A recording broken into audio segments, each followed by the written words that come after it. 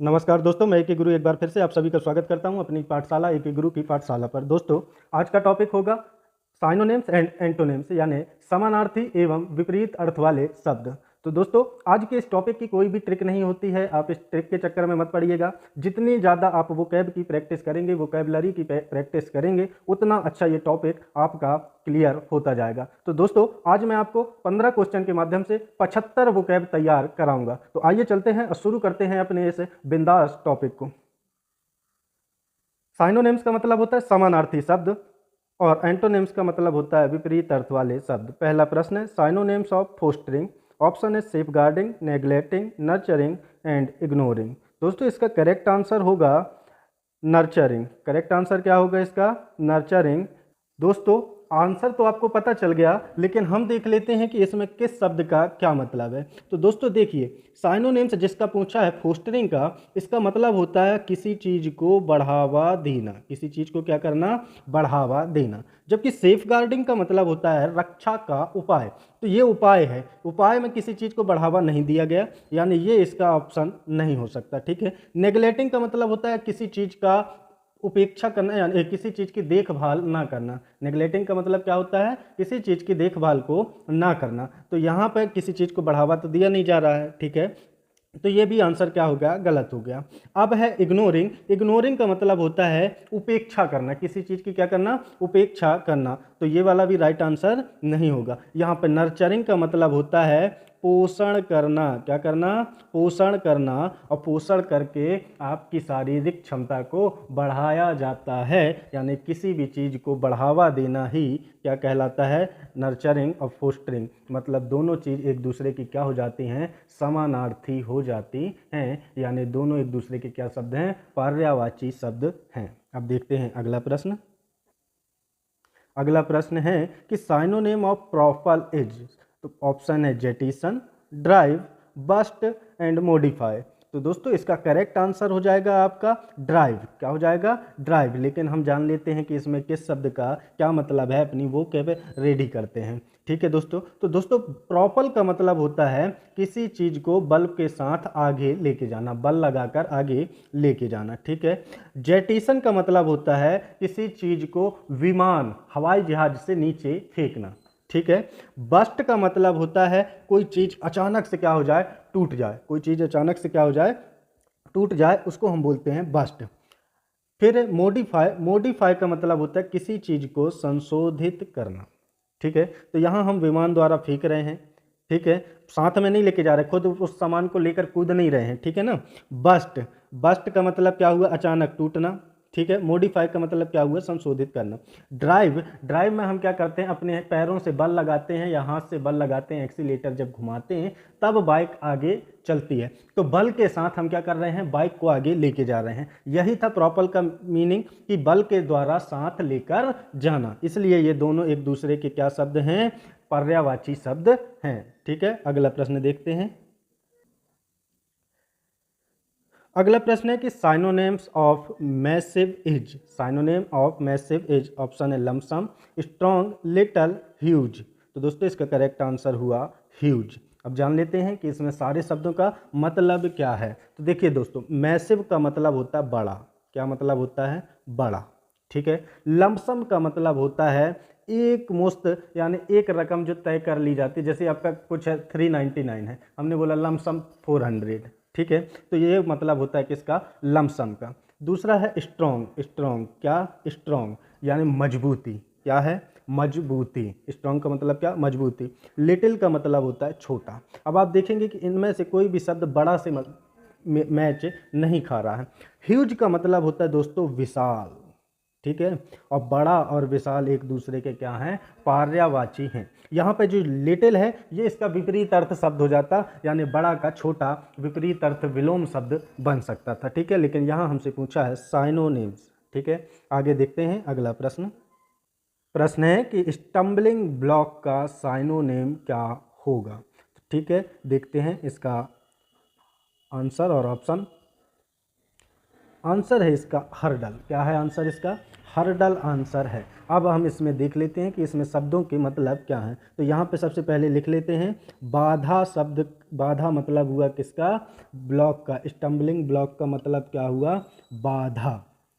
ठीक है। और कैसी बाधा? तो हिचकिचाहट वाली बाधा। अब यहाँ पे दोस्तों सभी शब्दों के मतलब जान लेते हैं कि आर्ग्यूमेंट का मतलब होता है तर्क। क्या मतलब होता है? यहाँ पे तर्क होता है आर्ग्यूमेंट का मतलब। फिर हर्डल का मतलब होता है श्रृंखला। कौन सी श्रृंखला? तो एथलीट जिसमें रन करते हैं यानी दौड़ लगाते हैं। ठीक है।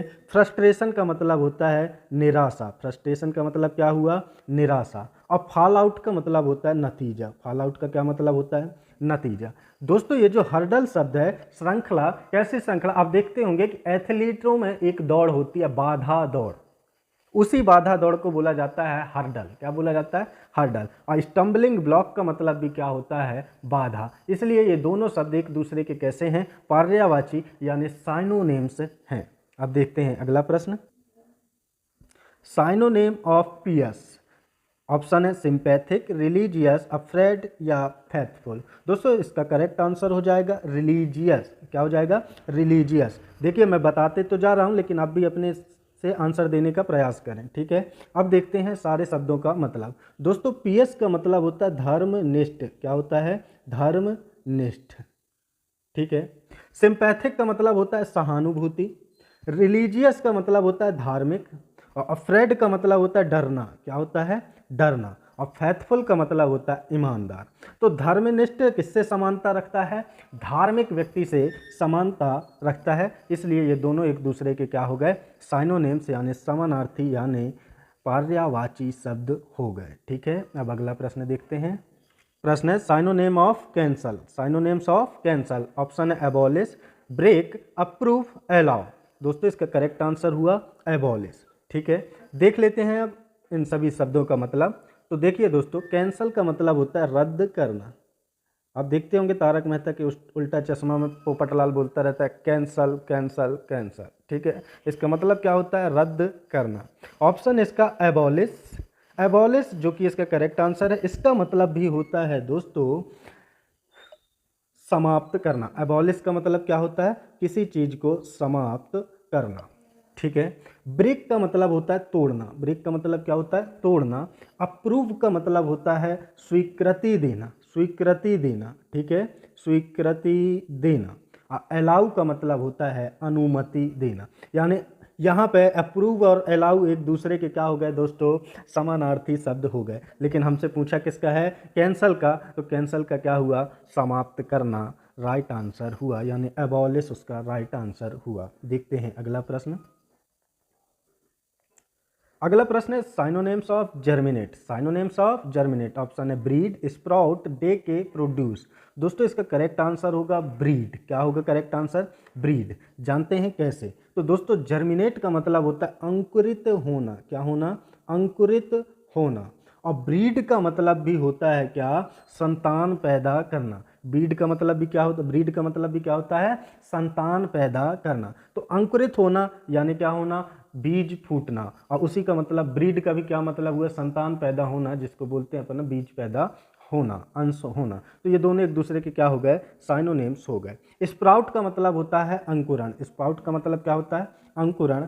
और डेके का मतलब होता है सड़ना या किसी चीज को सड़ा देना।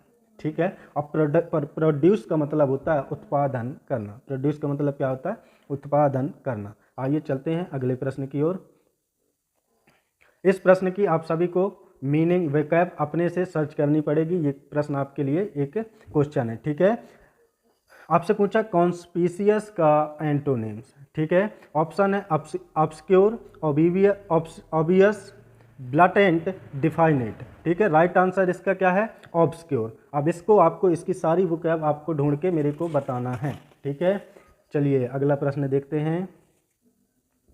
अगला प्रश्न है एंटोनिम्स ऑफ माइटी। यहाँ पर आप ध्यान दीजिएगा विपरीत अर्थ वाले शब्द पूछ रहा है। ऑप्शन है फोर्सिबल, टफ, वीक, हॉटी। ठीक है। तो इसका करेक्ट आंसर हो गया दोस्तों वीक। क्या हो गया इसका करेक्ट आंसर? वीक। लेकिन अब हम जान लेते हैं सारे शब्दों का वोकैब, ठीक है ना, जो सबसे जरूरी है। तो माइटी का मतलब होता है शक्तिशाली। माइटी का मतलब क्या होता है? शक्तिशाली। अब हम बाकी शब्दों का भी तो मतलब जान ले। वीक का मतलब होता है कमजोर, तो शक्तिशाली का उल्टा कमजोर, इसलिए ये राइट आंसर है। ठीक है। फोर्सिबल का मतलब होता है जबरदस्ती, उसका इन शब्दों से मतलब नहीं है, ठीक है, इसलिए वो अलग हो गया।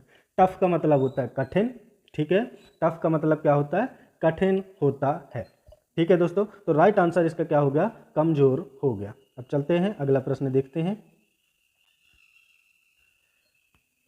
अगला प्रश्न है ग्लोरी का एंटोनिम्स क्या होगा? ऑप्शन है स्प्लेंडर, नोटराइटी, डिबेसमेंट, रेपुटेशन। राइट आंसर इसका डिबेसमेंट। डिबेसमेंट।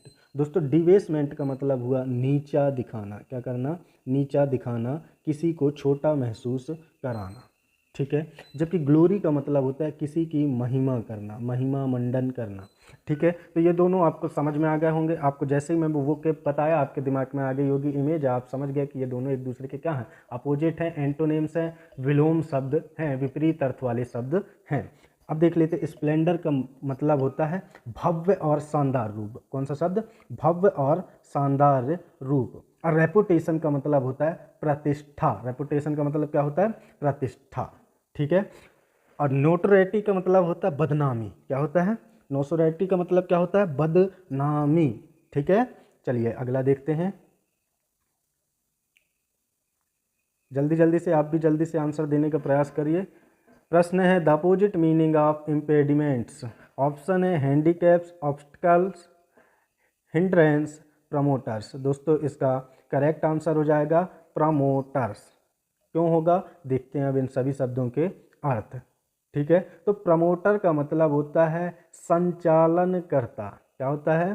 संचालन करता, किसी चीज का संचालन करने वाला। जबकि हैंडीकैप का मतलब क्या होता है? विकलांग। क्या होता है? विकलांग। हिंड्रेंस का मतलब क्या होता है? प्रतिरोध उत्पन्न करना, प्रतिरोध उत्पन्न करना। ऑब्स्टेकल का मतलब क्या होता है? बाधाएं, ठीक है।